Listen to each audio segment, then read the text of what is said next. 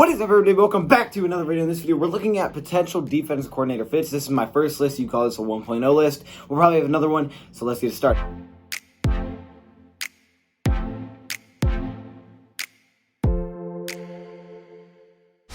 Here's my first list of defense coordinators. Now, y'all are coming into this thinking, okay, he's going to have a three-coach list. 3 coaches are going to be on here to choose from. But I decided to go completely overdrive with this one. That's right. I actually put it on 6 coaches, but I titled it 3 just to confuse you so you guys could have some extra names. That is right.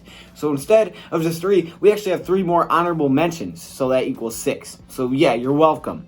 Okay, so let's get into the honorable mentions right before number 1. Okay, so let's start off at number 3. We're looking at defense coordinators because Paul Pasqualoni has retired. He was 70 years old when he retired.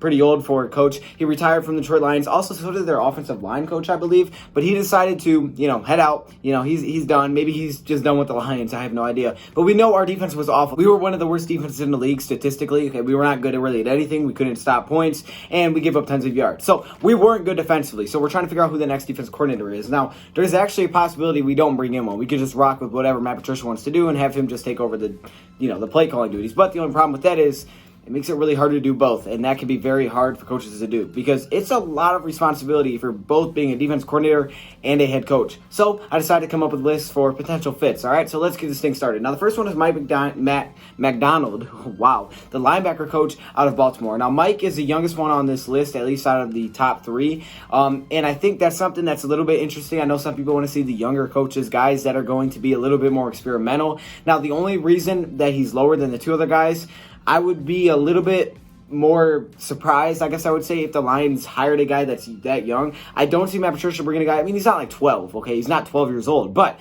I just don't think he'll bring in a young guy. I feel like he's going to want a guy where it's still his defense, and this could mix it up completely. Now, this guy coached defensive backs back in 2017. He was an assistant defensive coach in 2015-16. This guy was from Georgia. Okay, he's moved all over, but he's had some pretty good years. For example, 2017, their defense led the league in interceptions and forced turnovers. The Ravens have been known to have pretty much every single year a good defense, and he's been part of multiple different things. That's one thing I like about him. You think of versatile players? How about a versatile coach that has coached multiple pieces on the defense? That means he could help out not only our defensive line and our linebackers because it's where he is now, he could also maybe potentially help out our secondary, which could use some help because he has worked there before. I think he'll definitely help with the linebacker core because that's really where he is now, and I think that's what needs the most work. Jerod Davis, maybe he'll give him a little bit of a resurgence, so lift him back up and find a way to make Jerod Davis potentially worth that first-round pick. Maybe help out the young guy in Jelani Tavai and some of these older veterans there. So I think he'd be a nice fit. Thing is, he's a little bit young, and I don't know if the Lions want to go for that.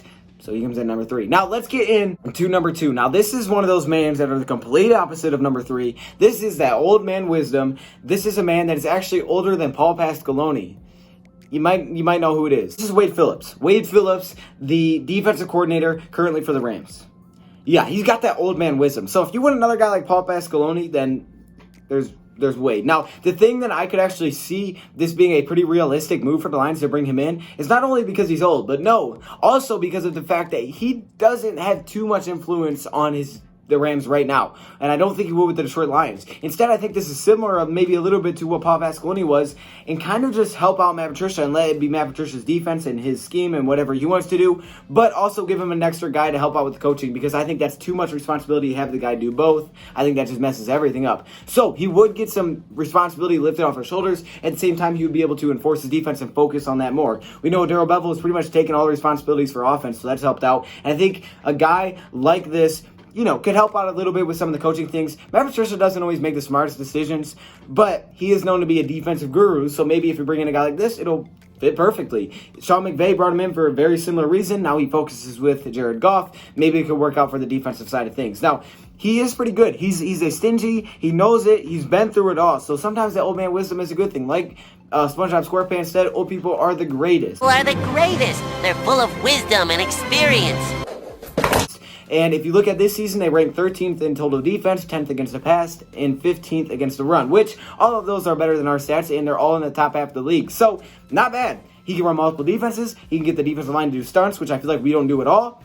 And boom, maybe he's an option. I don't know. Is Wade Phillips going to be a Lions defensive coordinator? It could be. He comes in number 2. Now let's hop into these honorable mentions because I know all you guys are waiting for these. So let's start this off with Saleh. Okay, now Saleh is currently working with the 49ers, but the reason that he comes in here is not because he's not a good defensive coordinator and he's one of the better ones in the league. No. He is great at what he does, but the reason he is an honorable mention is because I think he's going to become a head coach. Either he's going to stay with the Niners or become a head coach, in my opinion. He's interviewing. He's working with the Browns. Maybe he'll be their next head coach. I know some people want to see him be our next head coach.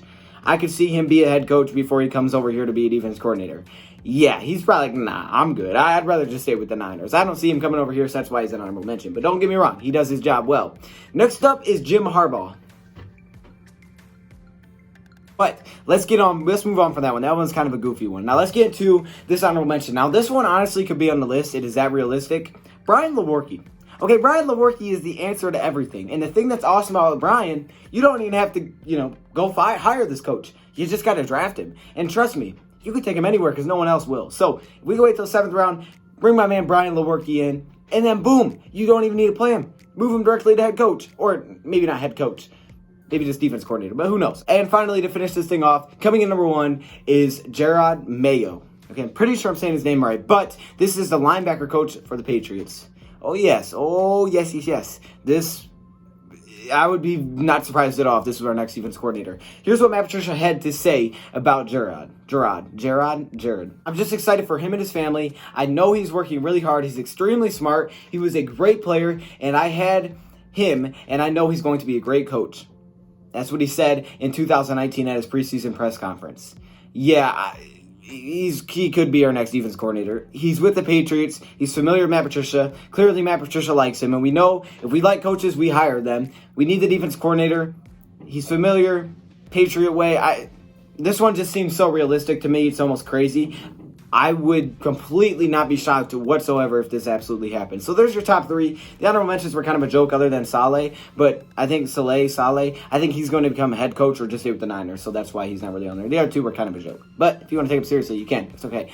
There you go. Let me know your thoughts, comments below. Thank you for watching, and let me know who else you want to see. We might have a 2.0 of this, so stay tuned. Thank you for watching, and I'm out.